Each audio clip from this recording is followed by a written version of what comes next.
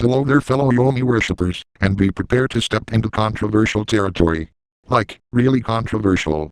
I'm talking the foundation of human society here, what enables us to speak intelligently. And I get the feeling that certain people may or may not be shitting all over good, common decency and, instead of making actual points, actively attempt to shit-talk the person they are talking to and even intimidate them like it's some kind of grade school recess fight. Now, I know the obvious reason. People like using the internet to hype themselves up and basically do whatever they want with no repercussions to them and pretend to be a badass like Vegeta or something. Except here's the thing. Vegeta in the Cell Saga and Dragon Ball Super was a total bitch and no one should have liked him, yet, because he is strong man Saiyan, he just somehow is lovable. Should you be a mini Vegeta? No. I thought of this video, because a few group chats actually legitimately bothered me. Like, I actually ponder this stuff and imagine alternate scenarios. I'm not going to be saying any names or imply anyone who's been actively trying to go out of their way to do the examples I mentioned was there, for the protection of said people and to avoid this very same cycle happening again. Today, I'm going to be teaching you guys how to have an argument where no one is slighted, unless they are just really stupid or mentally hurt inside, then please make sure to help them. In essence, an argument where you only debate points and nothing more. The idea of a conversation is to converse back and forth in a civilized manner. You talk using your mouth to convey ideas, thoughts, jokes or experiences, and in modern times, we have moved to using our hands too. Writing and typing are avenues you can use to convey said mediums. But when does a conversation stop being a conversation, and just devolves into just banter between two people? It's the moment someone loses their cool and can't maintain a conversation anymore, but instead of disengaging from the conversation, they resort to rather petty means of insulting, or getting their point across. In an argument, it's essentially diet banter. It's still a conversation, but you can discuss an issue relatively safely using points you can gather, and overall trying to relate to the other person. This ends in a successful consideration of what the topic is without anyone feeling at all personally attacked. Again, unless they are really stupid and can't hold a conversation worth a damn, but at that point, that's on them. For an example, if you wanted to discuss whether or not a road would be fixed in your local city to someone, and they happened to be for fixing the road, while you were against it, that would show how an argument is supposed to work. The one for fixing the road would most likely be the initiator, and would say that the road is practically unsafe at the moment. You would then say something that acknowledges the person's point, but bring up another point. For example, the road hadn't been used in 6 months. It then continues with another point, bringing up statistics or perhaps their own experience. The argument continues until either time has run out and something important has to happen, or when one of the parties starts not debating the point, but your integrity as a person. This is a result of what happens when the person doesn't have any more real reason to continue the debate, but has an ulterior motive for proving you wrong. In that moment, you ironically lost the argument without even knowing it, either proving you right, or making it clear they can't see another person's point. If we use the argument again, but instead of making a point, you insult the person's living conditions and resort to calling them a scum of society, that doesn't convey anything other than you find people with differing opinions either superior or inferior to you, to the point where you resort to backhanded attacks to even make sense. That person probably wouldn't want to talk to you anymore, because you are, in fact, an asshole in that situation. And guess what? You lost. Heck, if I were a ninja, I'd see you lost twice, because you already admitted to yourself you had no chance in hell of changing their mind or showing a reasonable opinion, then proceeded to lose again by throwing away decent human manners.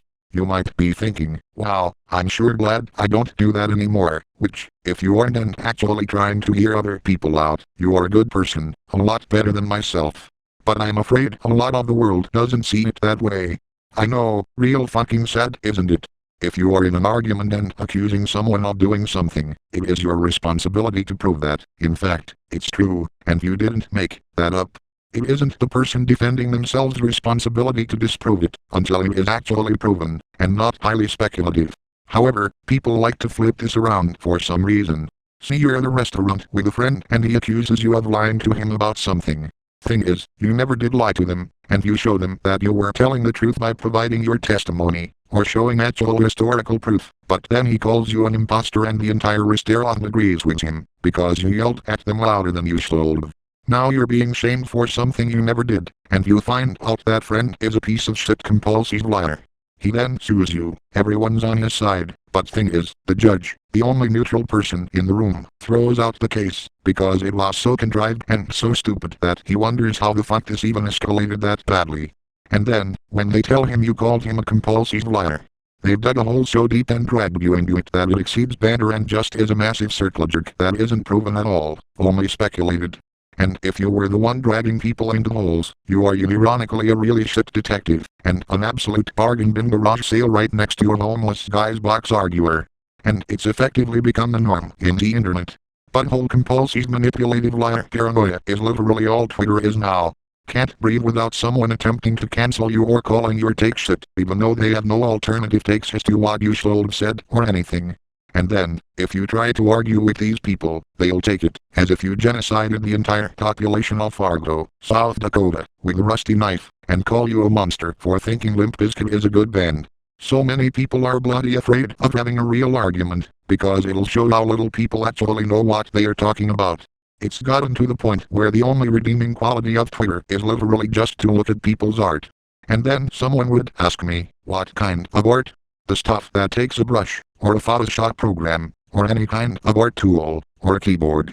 Then they'll ask if commentary channels or commentary shows count as art, to which I'll say no.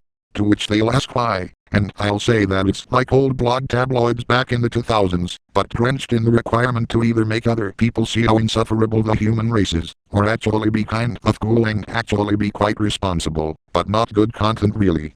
There is no in between, the guy who does both. Because, if we have a commentary channel that actually makes good channel content, doesn't have a giant celebrity complex, and doesn't antagonize people or government officials for the sake of watch time, ad revenue, or just being a paranoid spastic, that's not a commentary channel. That's called actually being a model human being. And even then they are not perfect, because absolutely no human in the world is perfect, except for some genetically engineered superhuman we don't know about, but he probably doesn't even use the internet. They'd probably not talk to me ever again, but technically, I'm right.